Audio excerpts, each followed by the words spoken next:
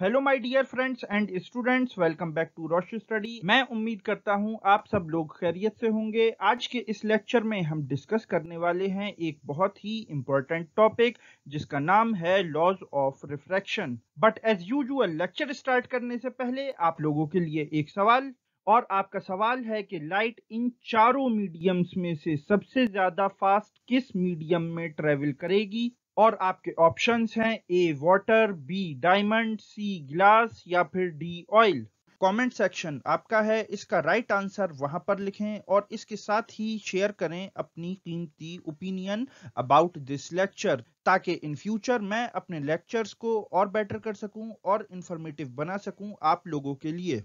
इसके अलावा और एमसीक्यूज के लिए आप मुझको फॉलो करें ऑन इंस्टाग्राम एंड ट्विटर, जहां पर आपको क्लास 10th एंड 12th से रिलेटेड बहुत सारे एमसीक्यूज मिल जाएंगे। तो चलिए हम स्टार्ट करते हैं आज का अपना topic. So stay with us because there is a lot to know, a lot to discuss now. तो लास्ट लेक्चर में हमने डिस्कस किया था अबाउट द टर्म रिफ्रैक्शन, जहां पर हमने डिटेल में डिस्कस किया था रिफ्रैक्शन के कंसेप्ट को और उसकी डेफिनेशंस को, और उसके साथ ही हमने एनालाइज की थी whole physics behind the refraction. Now तो अब हम बात करने वाले हैं उससे आगे की। तो रिफ्रैक्शन भी सिमिलरली रिफ्लेक्शन की तरह कुछ प्रिंसिपल्स को, कुछ लॉज को फॉलो करता है, जिन लॉज को हम रिफ्रैक्शन के केस में बोलते हैं लॉज ऑफ रिफ्रैक्शन। तो रिफ्रैक्शन को प्रॉपरली समझने के लिए क्लिक करें ऑन द आई बटन या फिर डिस्क्रिप्शन में दिए गए लिंक को फॉलो करें, जहां पर आप डिटेल में समझ सकते हैं about the term refraction. Now तो हम स्टार्ट करते हैं अपना टॉपिक, जो कि है लॉज ऑफ रिफ्रैक्शन। तो जैसे कि रिफ्लेक्शन के केस में हमें दो लॉज मिलते थे, सिमिलरली रिफ्रैक्शन के केस में भी हमको यहाँ पर दो लॉज मिलते हैं, या ये कहें कि दो प्रिंसिपल्स मिलते हैं। तो इन दोनों लॉज को, इन दोनों प्रिंसिपल्स को हम डिस्कस करेंगे वन बाय वन। तो रिफ्रैक्शन का जो फर्स्ट लॉ है उसका स्टेटमेंट क्या कहता है? ये कहता है the incident ray, the refracted ray and the normal of the interface of two transparent media at the point of incidence all lie in the same plane. It means first law of refraction यहाँ पर ये कह रहा है कि अगर दो pair of media दिए हुए हैं, मीडियम 1 एंड मीडियम 2, और अगर यहाँ पर एक इंसिडेंट बीम या एक इंसिडेंट रे प्रोजेक्ट की जाती है ऑब्लिकली मीन्स ये एक सर्टेन एंगल फॉर्म कर रही है with the interface of the medium, then जो इंसिडेंट रे है, जो नॉर्मल है of the two medium, and जो रिफ्रैक्टेड बीम या रिफ्रैक्टेड रे है, तो ये तीनों लाई करते हैं ऑन द सेम प्लेन। इसके साथ ही आप एक बात यहाँ पर ये भी नोट कर सकते हैं कि जो फर्स्ट लॉ ऑफ रिफ्रैक्शन है ये काफी हद तक सिमिलर होता है, काफी सिमिलैरिटी रखता है with the second law of reflection. तो फिर इसके बाद आता है सेकंड लॉ, और रिफ्रैक्शन के केस में जो सेकंड लॉ है ये ज्यादा इंपॉर्टेंट कंसीडर किया जाता है देन द फर्स्ट लॉ। और सेकंड लॉ जो दिया था ये दिया था स्नेल ने, इसीलिए इसको स्नेल्स लॉ ऑफ रिफ्रैक्शन भी बोला जाता है। और ये है आपके स्क्रीन पर इसका स्टेटमेंट, जो कि बेसिकली कह रहा है कि अगर हम किसी भी कलर की लाइट लें, जैसा कि हम जानते हैं कि जो बीम ऑफ वाइट लाइट होती है ये एक्चुअल में बैंड होती है ऑफ 7 कलर्स, और ये 7 कलर्स होते हैं violet, indigo, blue, green, yellow, orange and red. और इसमें से हर कलर एक डिफरेंट वेवलेंथ पजेस करता है। तो जब हम दो पार्टिकुलर डेंसिटी के पेयर ऑफ मीडिया लेते हैं, यानी कि दो मीडियम्स लेते हैं जहां पर के लाइट ट्रेवल कर सकती हो, यानी कि जब हमने एक पार्टिकुलर कलर यानी कि एक पार्टिकुलर वेवलेंथ की इंसिडेंट बीम या इंसिडेंट रे को प्रोजेक्ट किया from a source of light at a certain angle with the interface between the two media, जो कि इस केस में आप सपोज कर लें जो कलर ऑफ लाइट है ये है इंडिगो।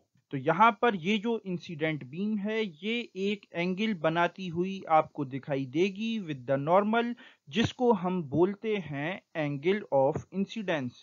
देन जब लाइट पास करेगी इन द सेकंड मीडियम, तो सेकंड मीडियम फर्स्ट के कंपैरिजन में ज़्यादा डेंसर है, तो इसीलिए जो रे ऑफ लाइट है वो बेंड करेगी टुवर्ड्स द नॉर्मल। तो यहाँ पर ये जो रिफ्लेक्टेड रे है सिमिलरली ये भी नॉर्मल के साथ एक एंगल फॉर्म करती हुई दिखेगी, और इस एंगल को हम बोलते हैं एंगल ऑफ रिफ्रैक्शन।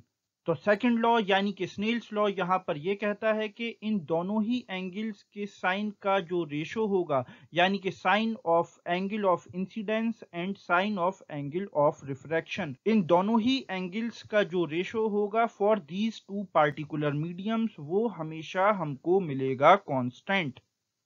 यानी कि इसको आप ऐसे समझिए कि आपने दो पार्टिकुलर मीडियम लिए ऑफ डिफरेंट डेंसिटीज, और इसके साथ ही एक पार्टिकुलर सोर्स ऑफ लाइट ले लिया किसी भी कलर का। देन आपने एक सर्टेन एंगल ऑफ इंसिडेंस के साथ लाइट बीम या लाइट रे को प्रोजेक्ट किया टुवर्ड्स एन अदर मीडियम। तो वहां पर जब रिफ्रैक्शन हुआ तो हमें वहां पर एक सर्टेन एंगल ऑफ रिफ्रैक्शन मिला। देन हमने दोबारा से सेम मीडिया को यूज करते हुए एक बार फिर सेम कलर ऑफ लाइट को प्रोजेक्ट किया towards the second medium, but अब की बार जो एंगल ऑफ इंसिडेंस था वो डिफरेंट था देन द प्रीवियस केस। तो यहाँ पर जो एंगल ऑफ रिफ्रैक्शन फॉर्म होता हुआ दिखाई देगा वो भी कॉरेस्पॉन्डिंगली डिफरेंट मिलेगा then the previous case. Then हमने थर्ड टाइम फिर से सेम प्रोसेस रिपीट किया, और इस बार भी जो हमने एंगल ऑफ इंसिडेंस लिया वो प्रीवियस दोनों केसेस से डिफरेंट था। तो यहाँ पर इन तीनों केसेस के ही रिजल्ट्स में हमको तीन रेशोज मिलेंगे, और ये जो तीनों रेशोज होंगे ये हमेशा हमको मिलेंगे इक्वल, और इक्वल होने के साथ साथ ये हमको मिलेगा कांस्टेंट। तो सेकंड लॉ ऑफ रिफ्रैक्शन या फिर ये कहें कि स्नेल्स लॉ से हमें यहाँ पर ये पता चलता है कि जब हम एक पेयर ऑफ मीडिया लेते हैं और इसके साथ ही यूज करते हैं एक पार्टिकुलर कलर का सोर्स ऑफ लाइट, तो जब हम एक पार्टिकुलर कलर की लाइट को प्रोजेक्ट करेंगे from one medium to another, तो यहाँ पर जो एक नोट करने वाली चीज है वो ये कि चाहे हम किसी भी एंगल ऑफ इंसिडेंस पर लाइट को प्रोजेक्ट करते हैं, तो हर केस में sine of angle of incidence और sine of angle of refraction का जो रेशो मिलेगा वो हमको मिलेगा इक्वल, वो हमको मिलेगा कांस्टेंट। तो ये था सेकंड लॉ ऑफ रिफ्रैक्शन, और इसके साथ ही लॉज ऑफ रिफ्रैक्शन यहाँ पर पूरे होते हैं। देन हम आगे बढ़ते हैं अपने क्वेश्चन की तरफ, और आपका सवाल था इन चारों मीडिया में से लाइट सबसे ज्यादा तेज किस मीडियम में ट्रेवल करती है। तो गलती से भी आप बी डायमंड को मार्क मत कर देना, बल्कि डायमंड में लाइट सबसे ज्यादा स्लो ट्रेवल करती है, बिकॉज जो डायमंड होता है ये है hardest material on the earth. It means इसकी डेंसिटी बहुत ज्यादा हाई है, और जहां पर डेंसिटी ज्यादा हाई होती है वहां पर लाइट स्लो ट्रेवल करती है। तो यानी कि जितनी डेंसिटी ज्यादा बढ़ती जाएगी लाइट की स्पीड भी उतनी ही घटती जाएगी। तो यहाँ पर इन चारों मीडिया में से जो सबसे ज्यादा लो डेंसिटी मिलती है वो मिलती है हमको वाटर की, और लाइट सबसे ज्यादा फास्ट ट्रेवल करेगी इन द वाटर। तो ये था whole analysis about the laws of refraction. Now अब नेक्स्ट लेक्चर में हम डिस्कस करने वाले हैं अबाउट द रिफ्रैक्टिव इंडेक्स। इसके साथ ही यहाँ पर आपके काफी कॉन्सेप्ट्स क्लियर हुए होंगे। Now I am signing off, but जाने से पहले एक इम्पोर्टेंट अनाउंसमेंट।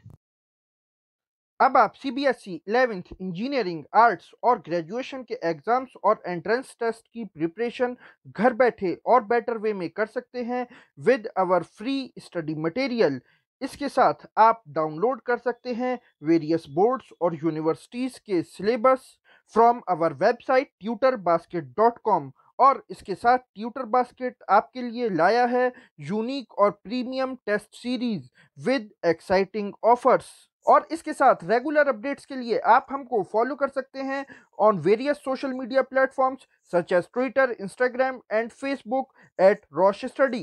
तो यहाँ पर आपको हमेशा की तरह काफी कुछ जानने को मिला होगा। Thanks for listening, have a good day, okay, bye.